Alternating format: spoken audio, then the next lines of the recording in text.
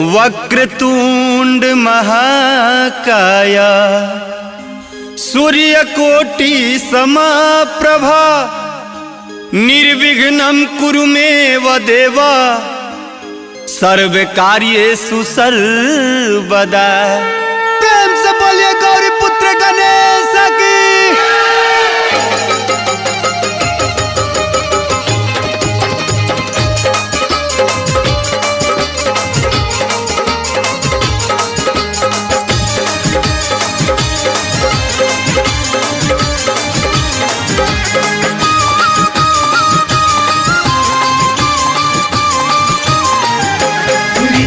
संग लेके मूस के सवारी माता जाके पार्वती पिता महादेवा गणपति देवा मोरा घर में पधारी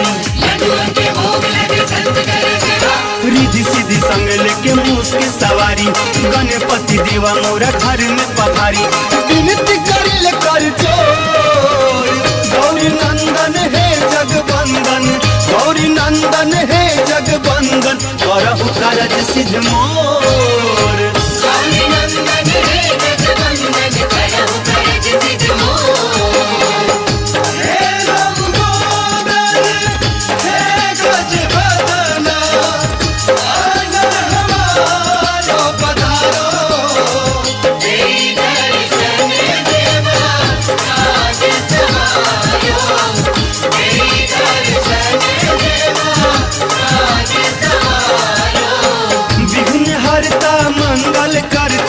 गणपति आज गजानन जी सर्व उपासक विश्व विनायक आई हमरा आनन जी।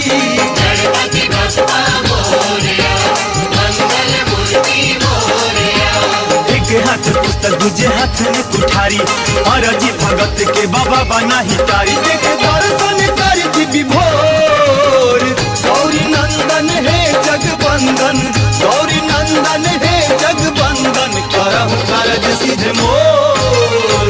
गौरी नंदन है जगवंदन करहु कारज सिद्ध मोर। केसर लाडू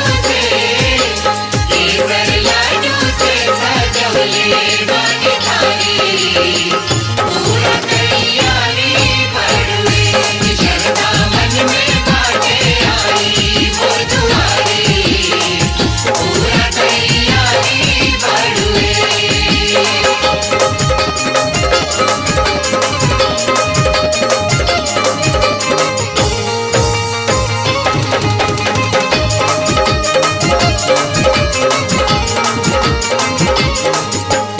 हे गणनायक गणपति श्रेष्ठा वक्रतुंड गणेशा जी मांगे आशीष ही रख सवा वंदन करी हमेशा जी।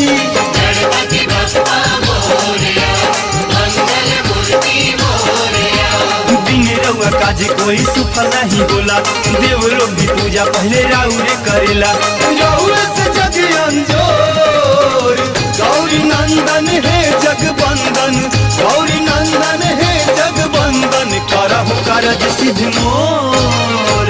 गौरी नंदन है जगवंदन करहु कारज सिद्ध मोर। रिद्धि सिद्धि संग लेके मूस के सवारी माता जाके पार्वती पिता महादेवा गणपति देवा मोरा घर में पधारी